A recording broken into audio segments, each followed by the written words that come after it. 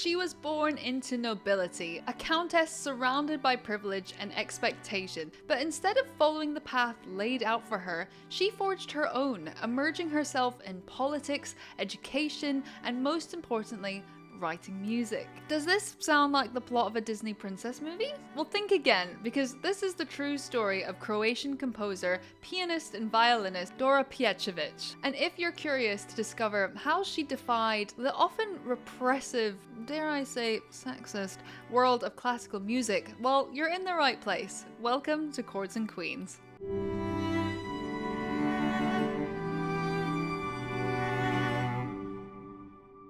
But let's start at the beginning of the timeline. Well, full name incoming, Countess Maria Theodora Paulina Dora Pejačević was born in Budapest on September 10th, 1885, to none other than a Croatian count named Theodor Pejačević, who would later become the Croatian governor, fun fact. Her mother, the Hungarian Countess Elizabeth Josefa Vejdevaja, which I hope I'm saying right, who was an educated and formidable pianist and singer, and it was actually from her that Dora first received her initial piano lessons. So kind of a musical family, right? You know, maybe they didn't share a Spotify family plan, but they definitely had the means available to them to be able to learn to play music, and also had the ability to not only learn but also enjoy a wide variety of music, as they were likely attending balls and other events where music was prevalent. Growing up in her family's palace in Nishitse, which again, hope I'm saying correctly, you don't come here for the immaculate pronunciation. And yes, you heard me right, I said palace. Actually, let me just insert an image of said palace here, located in Slavonia. Well, this is where she had a cultivated upbringing, receiving a solid education from an English governess. And what was she like as a child, you may ask? Well, young Dora was said to be a right old bookworm, devouring books from the family's extensive library collection, which I'm sure it was extensive because, well, they lived in a palace. Apparently, she read 470 books between 1902 and 1921. I can't even read 10 books in a year. But another luxury of her status was that she also got the opportunity to travel quite extensively, and she was said to speak many languages. Now, here's where it gets a bit Disney movie-like, because Dora was never content with the typical aristocratic lifestyle, and from a young age, she formed her own quite strong political opinions for herself and expressed almost sheer disdain for her privileged background and upbringing. In particular, she didn't like the nobles around her who didn't work or inspire to do anything. In one of her letters, she even wrote, and I quote, "I don't understand how one can live without work. I don't align with members of my social class in everything. I seek substance and value." She doesn't just want to be a nepo baby that goes to parties and social events and just hangs out, I guess. Instead, she has more important things to do. Like, for example, Dora composed her first known piece of music at the age of just 12, and I'm assuming her parents noticed this musical gift of hers because she then attended some well-known musical schools and academies in various places like Zagreb, Dresden, and even Munich. But her overall musical education was somewhat unconventional. While she obviously had access to private teachers and lessons in these iconic musical locations, she was still actually largely self-taught, working through harmony and counterpoint exercises on her own. And this solidifies why I think she might make a good Disney princess, because that's essentially what Rapunzel does in Tangled, right? She's basically stuck in her castle, so she teaches herself to paint and reads loads of books. Heck, she even sings a whole song about it called "When Will My Life Begin?", which she probably composed herself in the tower, right? And so far in our exploration of Dora's life, she's giving me Rapunzel from Tangled vibes. Don't you think? Am I reaching? Potentially. Anyway, she honed and developed her artistic talent for music primarily through her connections with leading European cultural figures like the poet Rainer Maria Reich and the journalist Karl Kraus. In fact, when she set a Kraus poem to music, the poet was so impressed, he showed it to the very famous composer Arnold Schoenberg, who praised it, though he couldn't resist expressing reservations about it coming from a female composer. Her early compositions show a young woman learning learning to hone and sculpt her musical ideas. By her early 20s, Dora was already composing substantial works, including chamber music, piano pieces, and songs. Dora's compositional career truly began to flourish in the 1910s, as she moved from writing intimate salon pieces to more ambitious and larger scale works. A defining moment came in 1913 when she composed her piano concerto in G minor, making her the first Croatian composer ever to write a concerto, which seems crazy to me, but it also shows me that I may need to brush up on my Croatian music history. Now, this achievement reflected not only her growing confidence as a composer, but also her pioneering spirit at a time when women in classical music were rarely recognized for orchestral composition. The concerto stands as one of her most significant works in her discography. It's a real synthesis of technical brilliance, lyrical beauty, and emotional depth that reveals her voice to be at the intersection of late romantic and emerging modernist sound. Unfortunately though, there's no publicly available copyright-free recording, so we can't listen to it together, but we can listen to a piece called Elige, which was also composed in 1913. It was written for the violin and piano and is an intimate lyrical work that reflects Dora's gift for melody. And what I was talking about at the start of this podcast, that she has a real flair for writing for the violin, probably because she is a violinist, right? And similar to the concerto though, it was written during a period in which late romantic style was giving ever so slightly away to more modernist tendencies. And I really do think this piece sits stylistically alongside works by other contemporary composers, such as Rachmaninoff, for example. Yet it retains its real distinct melodic voice. The approximate duration is around 5 to 7 minutes, depending on interpretation, and it is typically in a slow to moderate tempo, with a very melancholic tone. But let's just listen to a snippet of it together.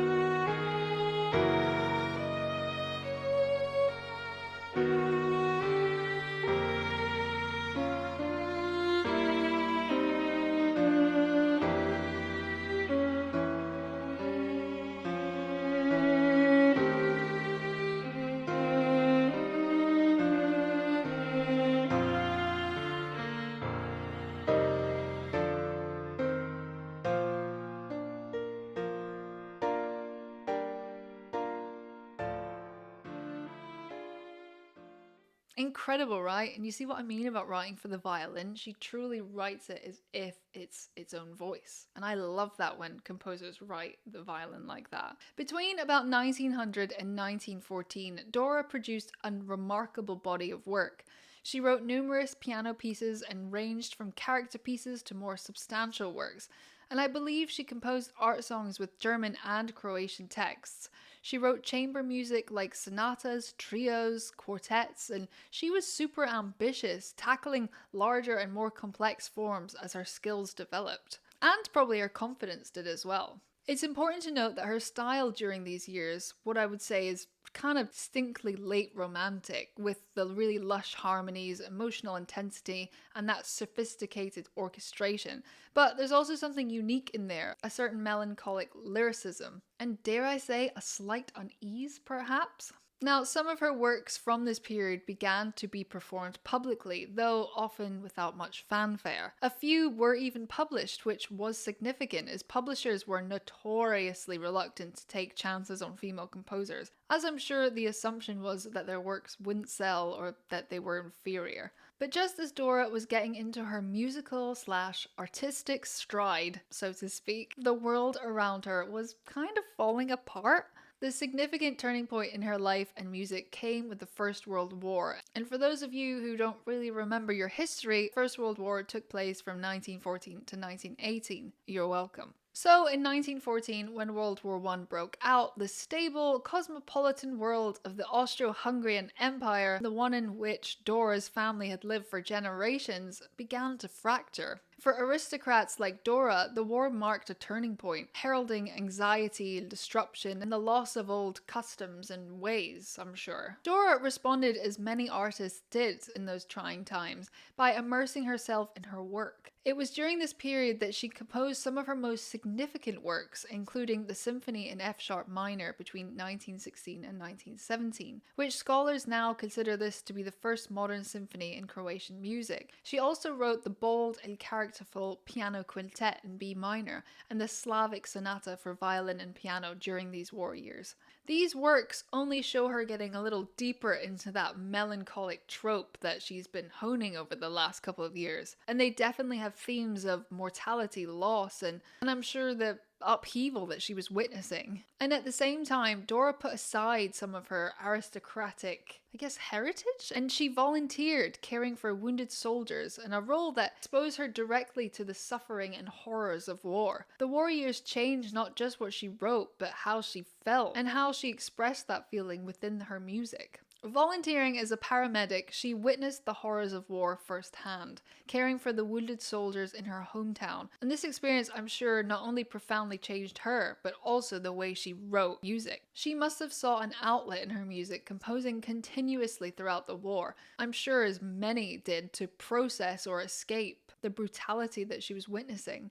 And her themes shifted from romanticism to reflect a more nihilistic view, exploring perhaps motives of death, isolation, and the futility of war. After the war, though, Dora's life entered a new chapter, and in 1921, at the age of 36, Dora married Ottoman Otto Ritter von Loom, a German, although some sources say Austrian, officer she had met during the war years. I believe the von Loom family was aristocratic but not wealthy, and Dora's decision to marry him appears to have been her own, motivated perhaps by affection rather than social obligation. And for someone raised, I'm sure, in what was perhaps maybe a rigid hierarchy of the Austro-Hungarian nobility, that choice alone speaks volumes to me. So I'm assuming that it was a marriage of companionship and mutual respect. Her career also seemed poised for international recognition as her works were being performed in Vienna, Budapest, Prague, and Dresden. But tragically, just as Dora's career was beginning to take flight, it was cut short, and in 1923 she died from complications following the birth of her first and only child, a son named Theo. It was a loss that perhaps feels all the more poignant because Dora seemed to almost predict it. Only a few months before her death, she wrote a deeply moving and remarkably forward-thinking letter to her husband, describing how she wanted their child to be raised. In it, we get a glimpse of her warmth, even independence, and very progressive beliefs for the time. She wrote, quote, "May God grant that our child becomes a truly open, great human being.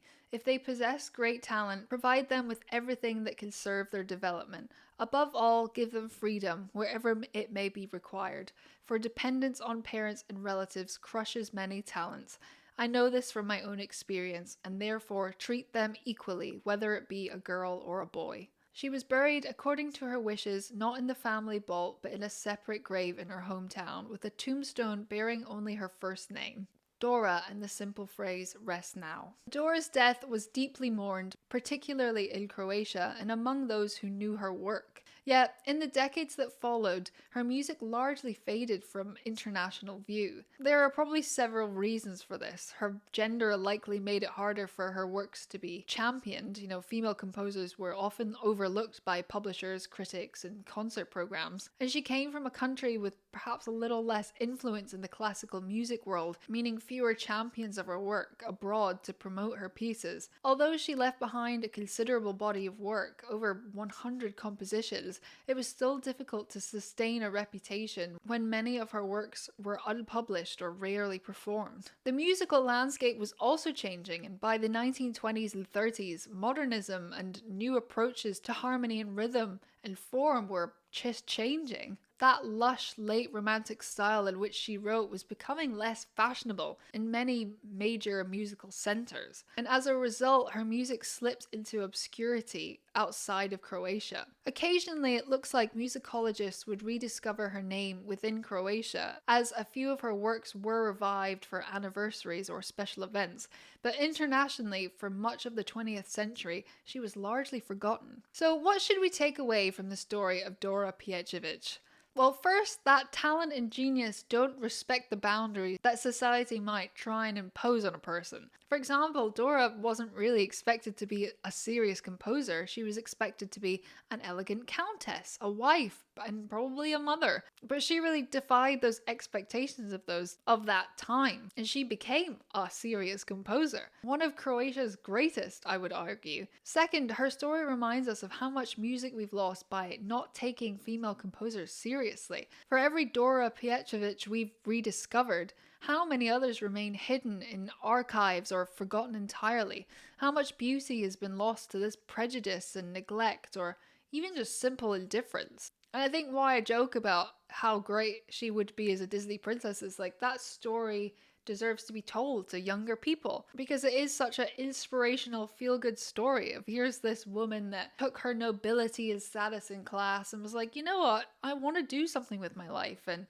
I love music and I love writing music, and that's what I'm going to dedicate my life to. And what a great story to show your kids. So yes, I will be championing a Disney Dora Pejačević movie. Please. Let's just manifest it together. And third, her legacy shows us why the work of rediscovery matters. Whether that be the scholars, musicians, and advocates who have brought Dora's music back to life, they've done more than honor one composer. They've expanded our sense of what music history can truly include. If you enjoyed listening to Dora's story, please seek out her recordings, listen to her symphony in F-sharp minor, explore her chamber works or her piano miniatures, and approach them with open ears. And I promise you'll hear music of depth and tenderness and just unmistakable individuality. Dora Pejačević lived a short life in very turbulent times, but she defied expectations, pursued her own artistic vision, and created a body of work that continues to enrich our musical heritage. Her story is a reminder that genius comes in many forms and from many places, and that we all lose something when we fail to listen to that. And with that, let us take our final bow for today. I hope you enjoyed getting to know this incredible human a little bit more. And if you liked this episode and want to discover even more stories about other remarkable female composers and musicians, make sure to subscribe to the podcast wherever you listen to podcasts. And if you prefer watching, you can also find us on YouTube. And I'll leave any links to the music that I've mentioned down in the description below. And if you want any kind of bite-sized stories or music recommendations and the latest classical music news, come hang out with me on Instagram and TikTok, and you can find me there at Chords and Queens. So thank you so much for listening, and until next time, I'll see you again soon.